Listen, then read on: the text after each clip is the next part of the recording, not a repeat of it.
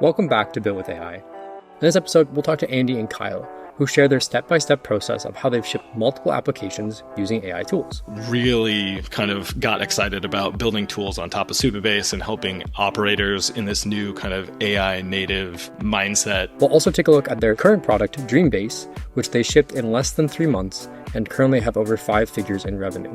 Yeah, it's a pretty exciting time for us. It feels like the calm before the storm. We're already seeing people like go 0 to 60 on that. People who have, crossed over from never having developed to watching videos for a couple weeks, and now they're like building businesses. You'll also get a behind the scenes look at exactly how they ship features, including a live demo of them adding a new feature during the podcast. I'll just kind of go look at the code and say, that's a pretty good start. I'm Colin, a health tech PM and chronic side hustler turned solopreneur. I've built multiple SaaS applications, most of which have made $0, a couple that made a few $100, and 1 or 2 that have made hundreds of thousands of dollars. My goal is to bring you the best examples of everyday people in tech who are shipping with AI and building real products today. I've been doing websites since the late 90s, and this feels like the most fun since then. We live in a time of magic, it feels like. I'm excited to get into this one, so when you're ready, I'll see you in there. Here talking a little bit about Dreambase. You guys want to talk a little bit about what it is, where you're at, kind of how it started? Yeah, would love to.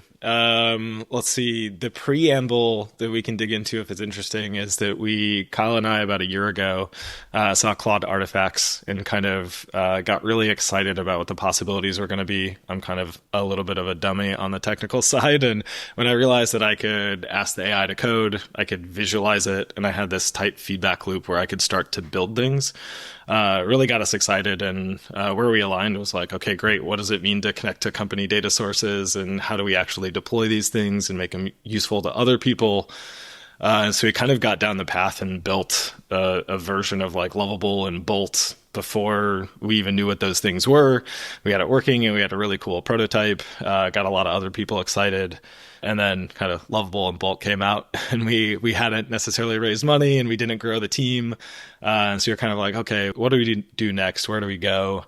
Lots of meanderings along the way, but I think in about March, we really kind of got excited about building tools on top of Supabase and helping operators in this new kind of AI native mindset build businesses and operate businesses on top of Supabase. And so what Dreambase is one-click product analytics, monitoring, and even kind of internal tools or admin tools on top of Supabase. And we're starting with Supabase. It will be bigger than Supabase at a certain point, but that's kind of a very speed run through how we got to Dreambase itself. But there's a lot more interesting things along the way that I'm sure Kyle would like to pop in and share. Yeah, it's cool because we live in a time of magic, it feels like. I've been doing websites since the late 90s, early 2000s to date myself, and this feels like the most fun since then. I feel like it got really stagnant for a while there. So Andy's historically been head of product at startup at a bunch of companies.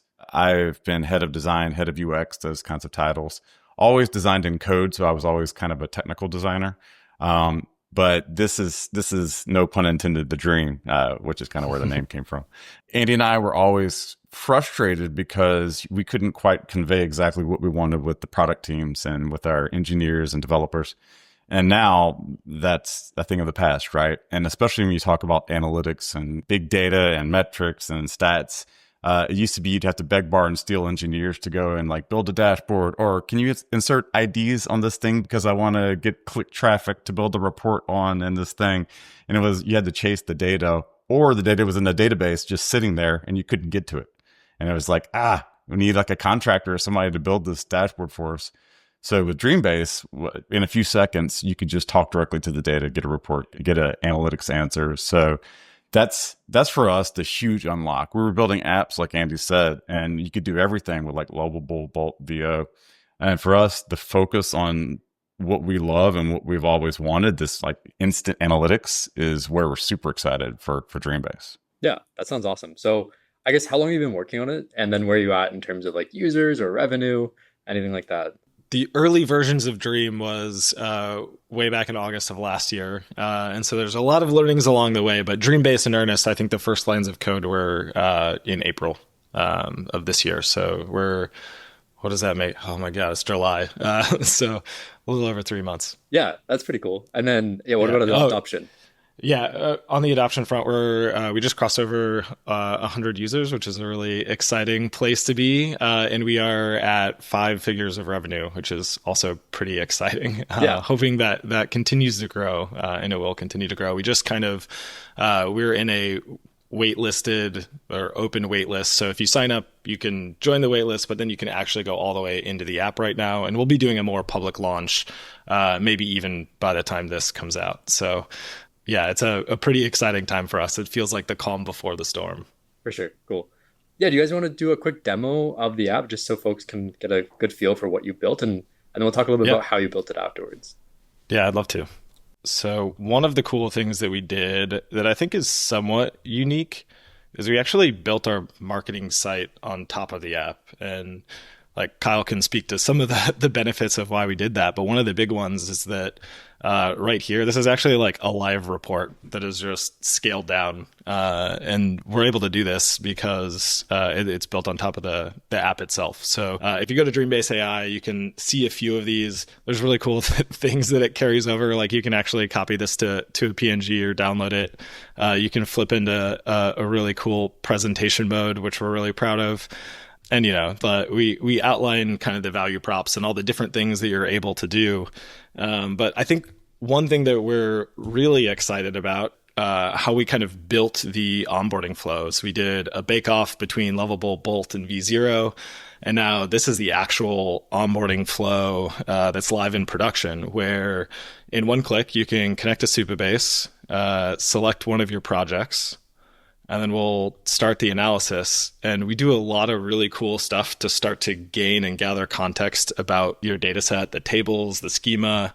If you're familiar with APIs, we pull in the full Swagger file right from Supabase, which is really awesome.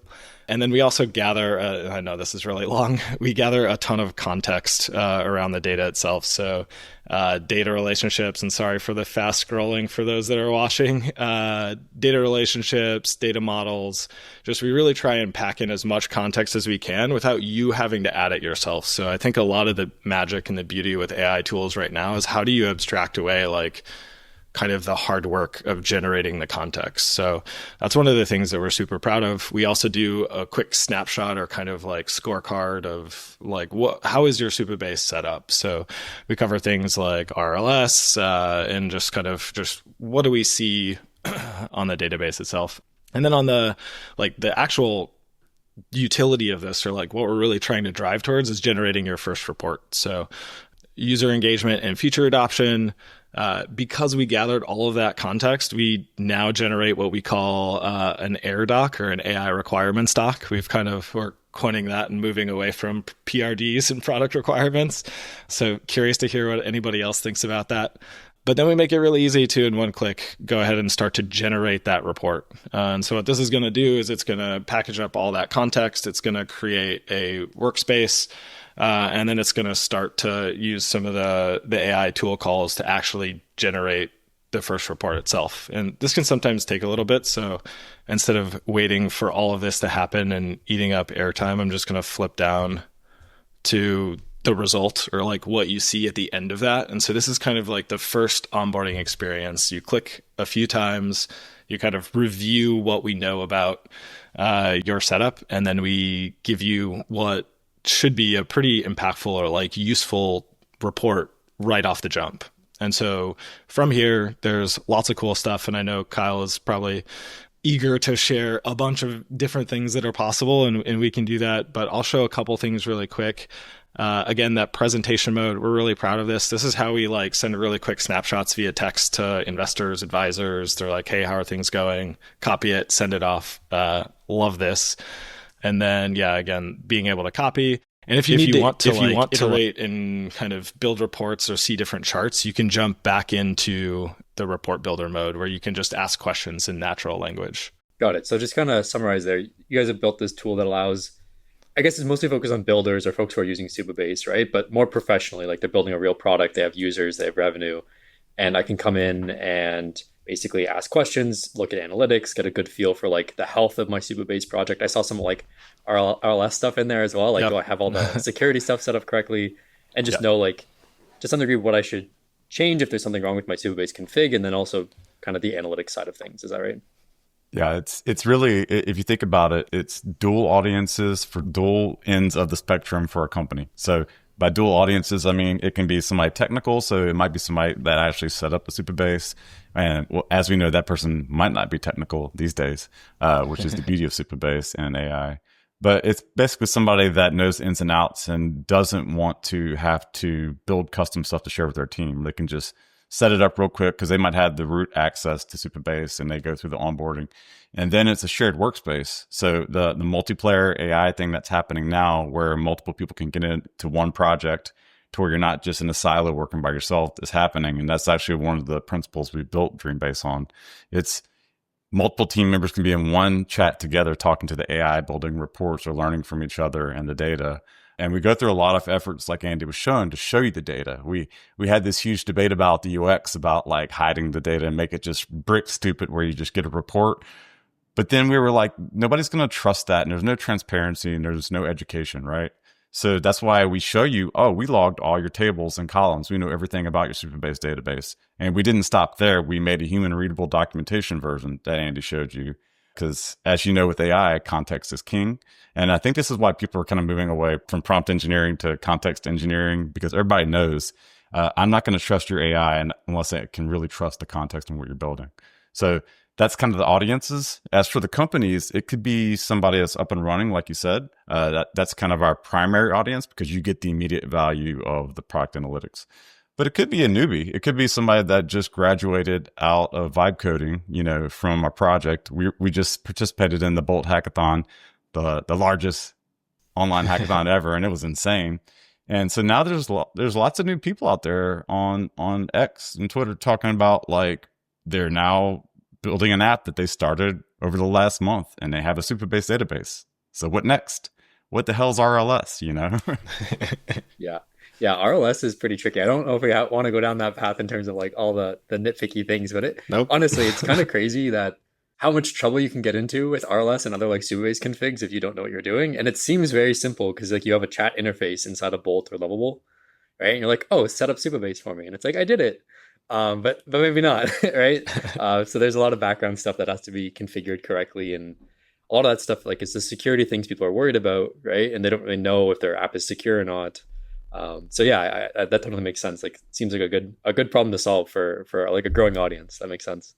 Yeah. Coincidentally, just to close that loop, our entry for the Bolt Hackathon was something we've been wanting to build, and it's actually a way to upload a CSV and create a schema for Supabase that includes RLS pre-configured for you, and then you create the Supabase project basically from there. So we realized that that's a huge problem in the market, right? It's not just a database. People don't understand that Supabase is a backend as a service, and it's got auth, and it's got permissions, and it's got all these things. So we feel like, and they feel like, we've been kind of working closely with them on some stuff that it should be easy to get up and running. It should be secure by default. So how can we help all these new users with these new power tools is the trick, right? And you don't want people to be hacked and put on social like everybody does, right? And making fun of vibe coders. You want to embrace them and actually bring them on the journey with you. Yeah, totally agree. Actually, I don't want to spend too much time on this one, but I am very curious about your opinion. So far, I have preferred Replit to any Supabase-based project, which I know is probably sacrilegious in this call. Primarily because I feel like, not because Supabase is a bad product. I think Supabase is a great product for what it does. But I feel like the tooling around Supabase makes it appear easier than it actually is. And so if I recommend to someone like, hey, go use Lovable and Supabase, I have found more often they get stuck than if I say to use Replit, because the Replit environment doesn't really have anything like hidden. There isn't a second place to go look.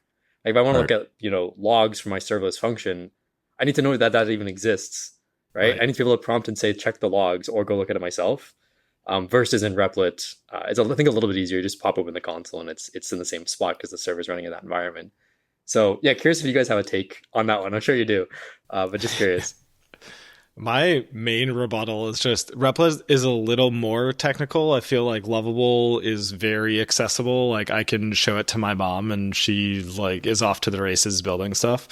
And I just generally prefer like the ease of that. And then I'm just technical enough to know my way around Supabase. And I like aesthetically, like I like the quality and what comes out of Lovable over what I get with Replit. And admittedly, like I gotta say, like everything is improving on like a daily or weekly basis, and it's been over a month since I tried Replit, so it might be like the best in class right now. But I really think the race is between, and this is my point of view. Kyle might have a little bit different one, but the race is between Lovable and V0 right now. Bolt is like a very close contender, but I think it's Lovable or V0 for me.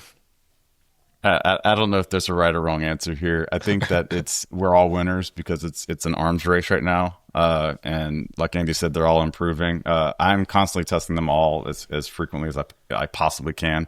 And it's not just those. I'm also testing Google Jewels and Codex and background agents from Cursor and bug fixing from Cursor. There's like 1,000 things to test. But to your original question, Replit feels more technical when you're using it, but it's nice that it's all inclusive, like you said, right? My reply is a word that Andy's tired of hearing me saying, and everybody I talk to. It's the word ubiquitous.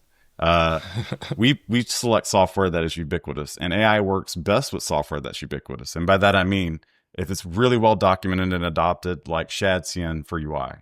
That's the only UI the whole planet seems to be using right now, and they're doing a great job embracing that. Like they have the ShadCN registry that's almost built just for AI to consume. I would say that we like going with the betting on the horses like Lovable, V0, Bolt that everybody's talking about that are easy to adopt. And in my opinion, Supabase has really emerged as not just like a prototyping database, like an open source alternative to Firebase like it used to be years ago. I think it legit can be used for enterprise sized databases. And they just actually added the scaling, acquisition, and hire. What's it called? The co-founder from PlanetScale. I don't know how to pronounce it, but it can now it can now replicate and scale. So I think they're really embracing enterprise. So for me, yes, there's a learning curve for Supabase, and there's a big jump from like Bolt to Supabase. But if tools, not to self-promote, like Dreambase can like help people in that curve, which is our bet, then they're going to be good for a while. You don't want to have to like move out of that database after you get into it, because no matter where you go, it's going to be a painful setup. And I think it's going to be a learning curve for people. But I don't know, give it 3 months. AI is crazy, right? Like there's going to be something where you don't even think about databases anymore and it just works. Yeah, that's the dream. Cool. Speaking of like all those different tools you just mentioned, like you talked about background agents and you guys using different tools. Do you want to share a quick demo of like how you guys are shipping with AI? Because I think you said you built this in 3 months-ish. So it'd be cool to see what you're doing. Yeah, for sure. And I'll pull up a board that kind of shows a lot of stuff. By the way, this was that entry that we did into the Bolt hackathon, and it's actually up. We can share we'll share out the link, but you can go in here, you connect your Supabase account, you can drop in a CSV, and you kind of go through the process of getting a Supabase database. So we actually hope that we can get some more open source contributors for this and some folks to add on to it, because we really would like to actually integrate this with some of those tools, some of those vibe coding tools, so people can get like a really sturdy Supabase install, not just one that was kind of thrown together real quick for vibe coding. All right, so I'll share a couple of boards with our process. It's fun. It's too much to go through, too many tabs to switch to if I try to do it all.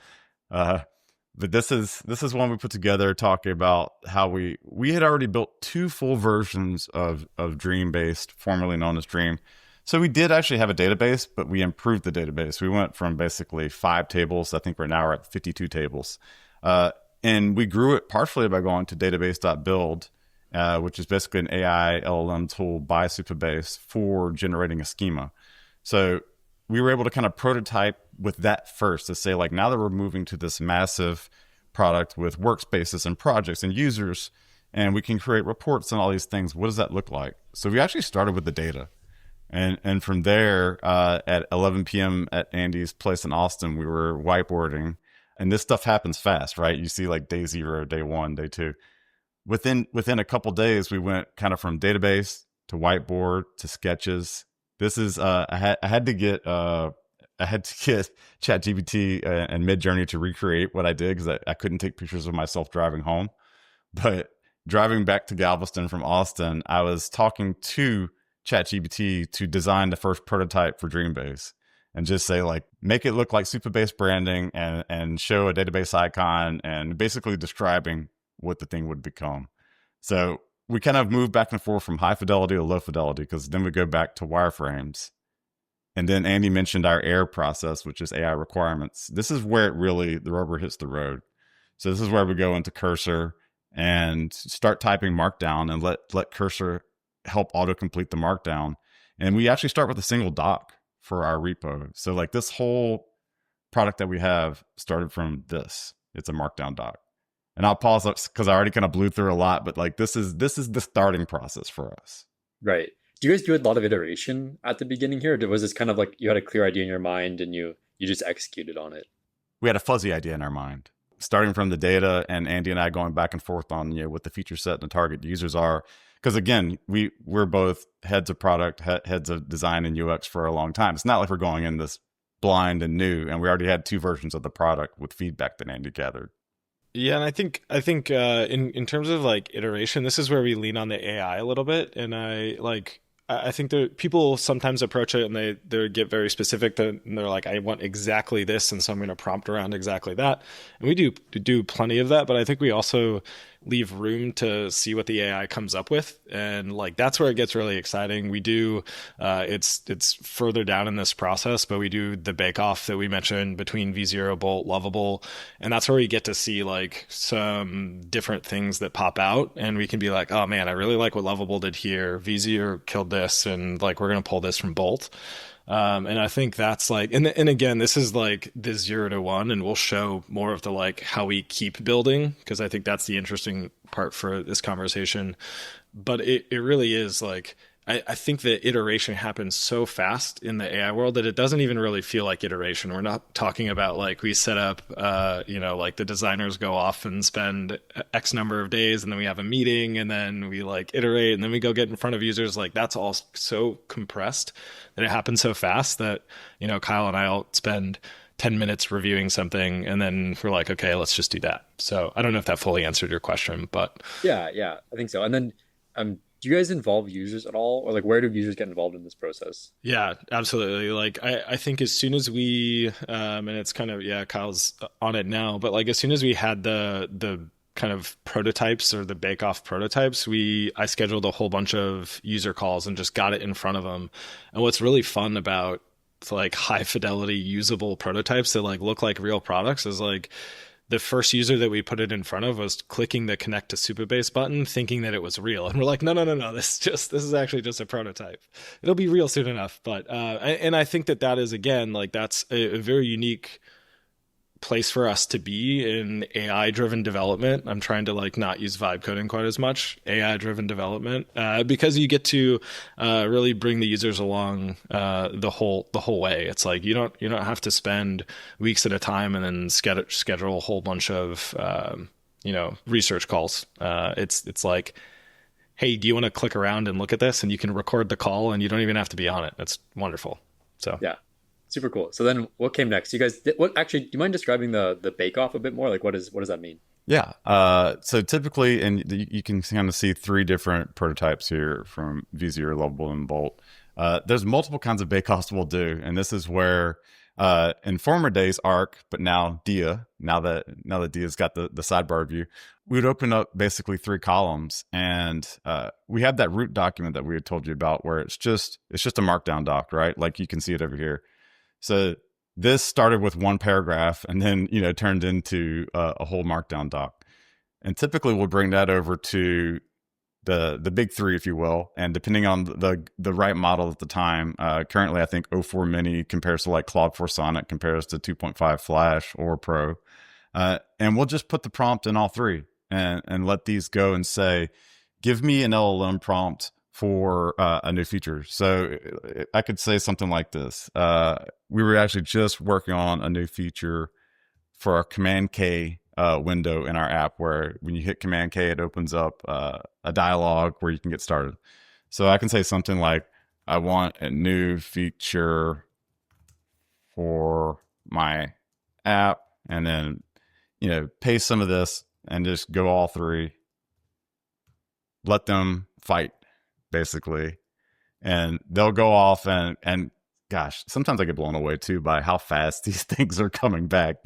I feel like this is faster than it was last time we did this kind of demo. It's insane. And you'll see the funny thing is, like, I was just asking for a feature for documentation basically, and Jim and I actually got what I was trying to get. I was just trying to get more docs for it. ChatGPT and Claude are both like, no, I'll build your artifact for you right now.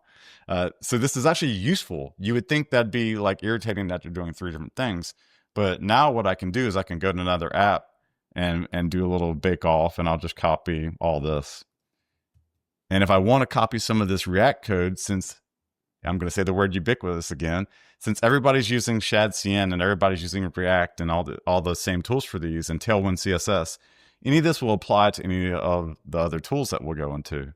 So we could jump over here, and now we can put these three against each other. And this is fun to me because they're always different. And I could just say, create a app that looks like Supabase branding. And I'm just going to paste all that I just got and have that go. And of course, when we're doing, really real features in our product, we'll go through a little bit more TLC in terms of exactly what we're describing. And we kind of refer to these things as mega prompts. And some people can even get like a one shot where they call it a one shot if it's like perfect, right? So a lot of times I'm very happy with the one shot from all three of these if we do the right amount of upfront context. And I just put a prompt in there, but all three of these tools have some kind of, like, they might call it project context or project knowledge. You can actually kind of define the project behind the scenes before you give it the first prompt. And so a good example of that is if I go in here in bold and I click on settings, you can have a project prompt. So in here, you could actually put the whole meaning of Dreambase. Like, what's Dreambase? What does it do? Who's the target audience? So it's actually helpful to define that here before you go into the first prompt, but we just dove into it today. So we'll see what we get. We'll get something back. And now, because this stuff moves fast, and I keep telling Andy, like, we cannot rest on any of these processes because we're going to fall behind if we're not testing the latest and greatest. So it used to be we would take this into Cursor and go testing. But now you can actually, here's more things to bake off. Now there's these background agents, and these things are hooked up to our GitHub repos. So now I can go to Google Jules, I can go to Codex, and I can go to the newly released web agents for Cursor. And you can actually now take that next output and come to here and describe it and say, open a new branch and create a new pull request. So we can go even further, right? I don't even need to start coding yet. And I want to show you one picture, and then I'll shut up for a second because I get too excited about this. But I showed the picture of driving before, but as we're going through these tools now, this is showing you exactly what Codex looks like, what Jules looks like, and what Cursor looks like from background agents. The other one that we can talk about in a second is Claude Code. But now it turns into this, and we don't know if this is good or bad, right? This is a new cultural thing that's happening. But now this is a real thing that we created images of. You can be in bed or at the gym and starting new features when you get an idea. And Andy, as a head of product, can go in Slack, and he can start in Slack with a new feature, right? So we haven't even really gotten into this part yet. This is too new. There's too much stuff going on to even dig into it. That's amazing. So just in case anyone's not aware, like, what are background agents? Because I think most people have heard about V0 and all these other tools, but I think background agents are pretty new. Yeah, so background agents is a great question. Like, it's basically just think of this as like fully autonomous agents. A lot of times when people say AI agents, it's more, there's a little confusion around like a workflow of things that's happening that feels like an agent, or truly autonomous agents that can replicate themselves and work in parallel. And that's where we are now. I mentioned the arms race. All the products like Cursor and Claude Code now, they can spin up multiple agents that can work on one task and maintain their own to-do list. I think to-do list just came out today or yesterday in Cursor. And they can maintain their own to-do list on a big task, and they can work in parallel for one goal.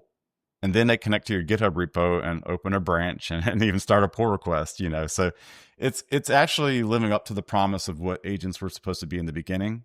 Now they are actually autonomous AI. So, and you can split them up into different tasks like bug fixes. So we're really there. We're getting there really quickly. It's hard to believe. Yeah. So you guys are like, Andy, you can have an idea for a feature, and do you go through this whole workflow, or like do you like for new features, are you kind of going through the bake off? You're, giving that context to the background agent. Like what does that look like for you? I'm still ramping up on all of this, to be perfectly frank. Like Kyle's spent a bunch of energy and has been the builder to date. And I think the release of cursor agents and the more like being able to interface through Slack, like that dumbs it down enough. Like Kyle showed me plenty of times I've opened pull requests and kind of gone the cursor route, but like I don't know if anybody else feels this way. He shows me and then I don't do it again for a couple weeks and it all atrophies and I'm like, oh man, I forgot exactly how to do this. And so I've kind of like been a little slower to get all the way into cursor and like actually opening PRs myself. But that's why the agents are so exciting, is that I now feel like, and again, they just kind of came out. So we were trying to get to it before this conversation, but it will happen shortly after. We can follow up. But it just feels like it's now actually at my fingertips where I can be a junior engineer to Kyle, in addition to all the product work and customer facing stuff as well. Yeah, that's super cool. So just a couple other questions. When you guys do the bake off, you get back a bunch of code. Kyle, do you use that code for anything? Like, do you actually try to productionize that? Is that really just a prototype and you use it for testing, but you restart later? Like, how does that part work? Yeah. And I'm just going back in and checking in on the bake off now that we said that. So I'll do Command K here. That's pretty cool. Click on that. That's funny. That's like, and then it goes and creates a report. Of course, this is a tiny screen, so you can't see everything. Basically, I'm already kind of happy with the start of that. So a lot of times I will jump back into the code, and these things now generate a good amount of code. It's not a one-to-one. For instance, one of the reasons sometimes I like V0 is that it's by Vercel, so it creates Next.js code that's designed to deploy to Vercel, which is what we run on. So a lot of the times I'll go to the code over here, and especially since they've created ShadCN also, the UI UX is very close to what it would be in our product. And I'll just kind of go look at the code and say, that's a pretty good start. So I just really want the layout, and obviously computers understand code very well. So I can just go kind of copy that.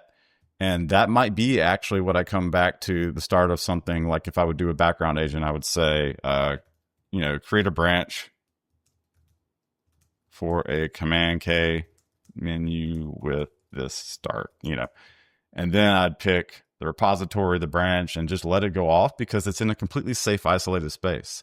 It has enough information now to get going, enough context. I've got markdown files in that cursor repo, so it knows what our project is about already, which is key. So now I can go again, like at the gym in a bit, and just click submit and come back, and it opens a new branch with a new pull request. And even that's not guaranteed that it's going to get merged, but I can go to that thing and refer to it. And it's a lot easier to see, is it going to have conflicts with dev? Can we just deploy it to a branch and test it? And then all roads still lead back at this point to cursor, right? It's hard to not go to that as a developer. I think we'll get there where we can merge features and not have to do that, but still I'm going to jump in cursor and check it out. Yeah, so you kind of pull that branch down to your local, run it, make sure that it looks good, kind of like makes sense, maybe check over the code quality, and then iterate with the chat on the right-hand side inside of cursor. Is that right? Yeah, exactly. And the chat in cursor is getting better every day with every release. And Windsurf, to be fair, also. I just happen to be a cursor user. And with that one, I'll use, I just started using Claude 4 Sonnet in thinking mode by default. Before I didn't want thinking mode because it took too long and it was touching too much at first. But they've dialed in their context prompts now in cursor to where it's way more isolated. It doesn't try to recreate my app every time. So now I feel really good about thinking mode with Claude 4 Sonnet. And I'll basically go one feature at a time with a max of like 3 files at once. We try to keep the scope of it to a feature that goes into a feature branch in GitHub that can be tested in isolation. So it's one of those things where traditional practices still apply. They just apply to AI. I mean, that's exactly how we did it when I had a team of 50 engineers in a previous company, right? Yeah, that's actually a really great point. I agree that like sometimes the maintaining like the right scope for the task you're trying to complete can actually be harder than anything else. Like they just kind of go off on their own and do a bunch of work, and then it ends up not being super useful. I'm curious, just for folks who haven't worked in a development environment before, maybe don't know what some of those standard practices are. Like, what would you recommend to someone who's new to this and they want to start using, let's say, the cursor or any of these background agents? How they actually like constrain the scope down to be useful rather than it like reproducing your entire app, like you said. Yeah, well, Andy knows the number one thing is that markdown doc, right? It's about the scope of what the project is. But then, like in all these apps, you can create rules now. So Cursor has cursor rules, which are getting way easier to create, and it's a one-to-one again of how an engineering and design and PM would work together in a project in real life. In fact, even in Dreambase in our product, we mimic that, where you say like, this is the design I want. This is the brand standards I want. This is the scope of this feature. Please do not go outside that, with capital letters. And you kind of just describe the best practices that you want for each part. And then, of course, you still got to watch it, right? This is where it's going to be interesting. People will say that junior developers are a thing of the past now, but you need to have gone through some kind of development, some kind of design, and some kind of like growth to know the basics. Because if you're going to fact check the AI, how do you know what to compare it to, right? So I can tell at a glance. It's like, oh, no, you did way too much. Undo, reject. You could tell if it did too much if you've seen it before. But it is scary for people that don't know best practices. It's like, I don't know, it changed 55 files. Maybe that's a good thing. Right. Yeah, I think that's still the biggest barrier, to be honest, for like people who are entering this space, is if they have no prior experience to get the AI to do things that are correct, because they can't fact check, right? Which, I think as the models improve, like will be less true, but I also still think there is a large amount of like value in having technical skills still, because rather than it like being something you're unsure if it's good, it just accelerates you, right? And you can be the person who's verifying if it's correct or not. Yeah, it's about having patience, right? And it doesn't have to be purely technical. Andy will do the same thing with AI and me as I do with AI, right? Like when we're building new features, to just be like, what was this the goal of this feature? I see you've added 3 more things. He'll literally talk to me the same way I talk to Claude sometimes. It's like, reject, undo, too much. Yeah. The like knowing where to stop are like the waypoints and to save. And because I think what a lot of people do early on is they miss the obvious place where the AI messed up or like did something wrong, and then they keep going down the path, and that's when they get into like the rat's nest, and it's really hard to like unwind from that. I think a lot of the tools like Lovable now has versioning, but you still kind of need to know which version to go back to and like where it got messed up. And so I think we're going to see a lot of the AI is going to try and preempt that for you and like help like let you know which ones are good. We're going to see a lot of people rally around like QAing and starting to alleviate that side of things. Like, is this actually working? We see a lot of conversations around people like starting with dummy data and then like trying to build out the back end, and then they can't figure out what's dummy data and what's real. That's another reason that we are big proponents of starting with the data model, using something like database.build, dream schemas, and like backing into like once you have the data model set, then the UI in the front end is great, and the AI is awesome at that once you give it some of those constraints. And so I think to come back to your question a little bit is like, if you can spend the time up front to think all the way through your project, and like maybe even like, this is a dated term, but the information architecture of like, what are all of the things? And if you have a good handle on that, like getting the actual front end created or like the interface to it ends up being quite a bit easier. But that also is still, that's the hard part. You have to know how to do that and how to think all the way through. You need to have some experience with product and design and engineering thinking to get really good up front. But we're already seeing people like go 0 to 60 on that. People who have, crossed over from never having developed to watching videos for a couple weeks, and now they're like building businesses. So that's really exciting for us. Yeah, I agree. I think there's not been a better time, honestly. And like, just to harken back to my own experience, the first thing I ever built was a calculator with JavaScript, CSS, and just HTML. And like, that was the first thing I put in a GitHub repo. That was the first thing I hosted on the internet. Like, it's many years later now, but I think you can learn faster, and there's better tooling than there was when I was doing it. And probably same for you, Kyle.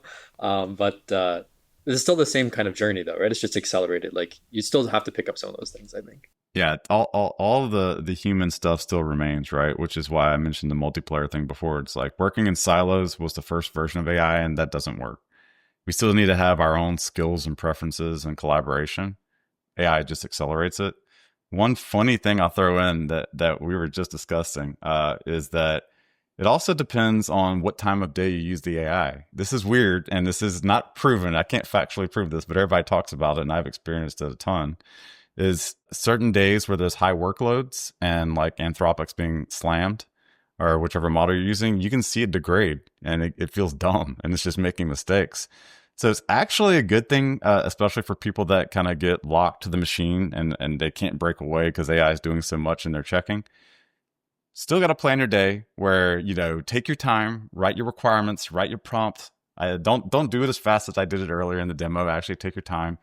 And then like plan your day around, oh, it happens to work better on Tuesdays from 9 to 11. There's certain days, and you could even look it up online. People are posting schedules as like, you should take a break now. Get away from the AI. Go test it with your users. Go test it yourself. You know, come back to it later. Don't just all day be managing 5 different teams of agents and all you're doing is kind of jumping from one to another. Because for one, I think you're going to drive yourself crazy, which we can attest to.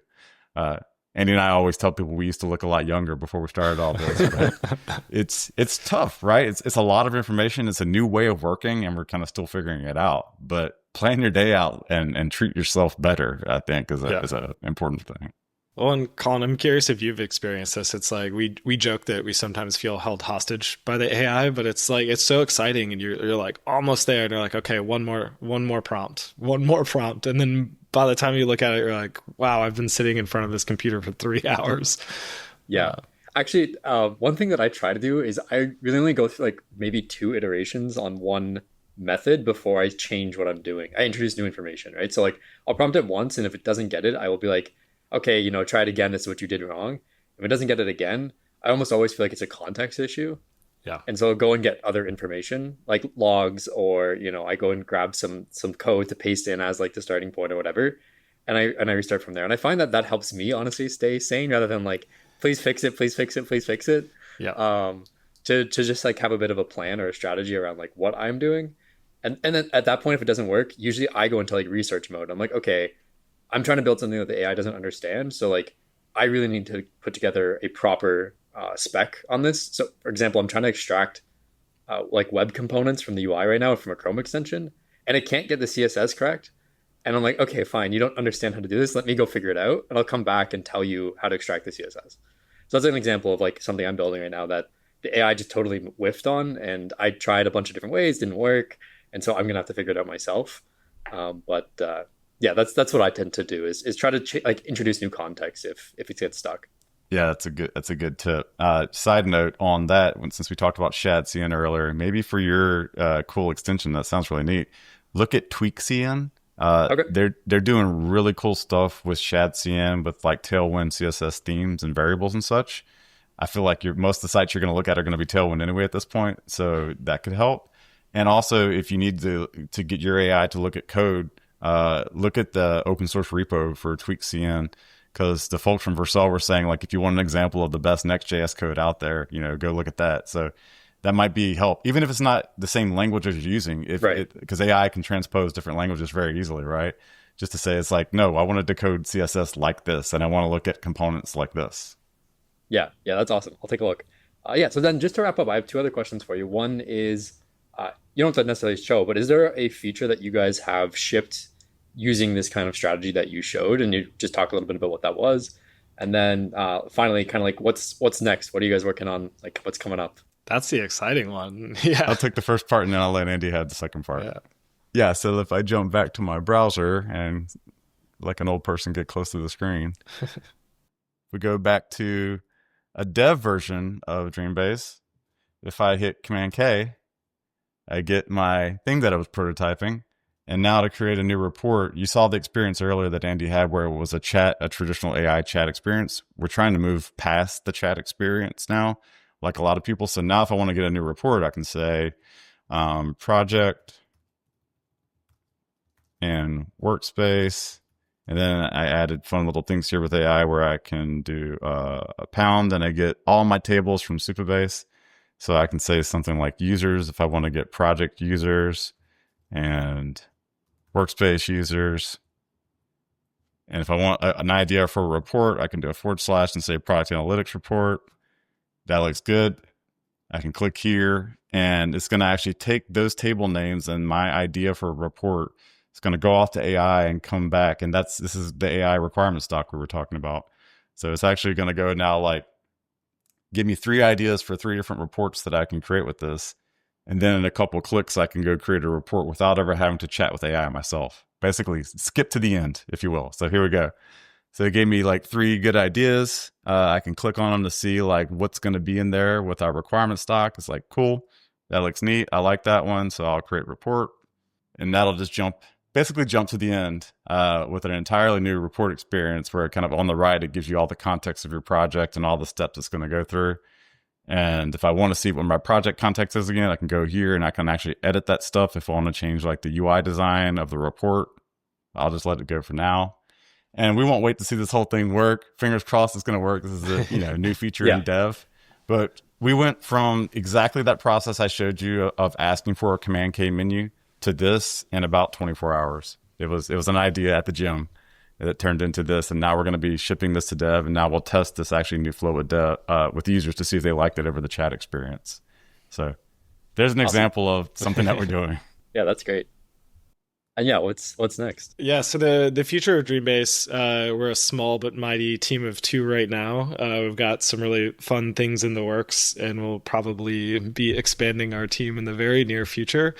You can read between the lines on that one. And then we get really excited. Like we already have, we kind of own the analytics within the database. And that's really exciting for me as a product person, because that was always the hardest to get to. I had to wait for, the data team to have time. And then it's 2 weeks by the time that they actually pull the report for me. And by that time, we'd already made the gut level decision and moved on. And so it's really, we're starting with the data right within the database. We're really excited about kind of end-to-end AI native analytics. So pulling in, being able to look at the code, say, hey, here's kind of the click level tracking that you should implement. We can maybe send that pull request and actually just implement it for you, build out the funnel metrics and the reporting, and really tie the kind of behavioral analytics to what's already in the database. So I get really stoked on that. Obviously expanding and building on top of more than just Supabase. And then opening up new interfaces like Slack, maybe some other places that, kind of like Kyle showed, moving away from the explicit, like you have to be in Dreambase chat experience and know how to use our interface, and elevate that a little bit. We'll meet you where you are. Maybe even Teams. I hate that I'm saying that, but like we might do it. We'll see. Yeah, that's super cool. Awesome. Yeah, this was fantastic. Thanks for joining. And then I guess one last thing, just if folks want to like follow up or learn more about you, where should they go? Great question. We're both very visible and accessible on LinkedIn. You can find us just on our names. We're both pretty active on Twitter. Is that what we call it now? I forget. And then if anybody's building on Supabase, we're happy to chat. We'd love to learn from you. We love meeting really smart founders. We love meeting founders in general. But and then I think another interesting place, or where we get excited to talk to people, is if you have a lot of data and you're looking for ways to operate or like move quicker in the more AI native mindset. We've already helped some really large customers kind of move their data and make it more accessible and build new ways to interface with it. So if you have any thoughts there, we're happy to chat. So awesome. Well, yeah, thanks again for joining. This was super. I love the whole end-to-end demo was amazing. And yeah, thanks guys. Thanks, Colin.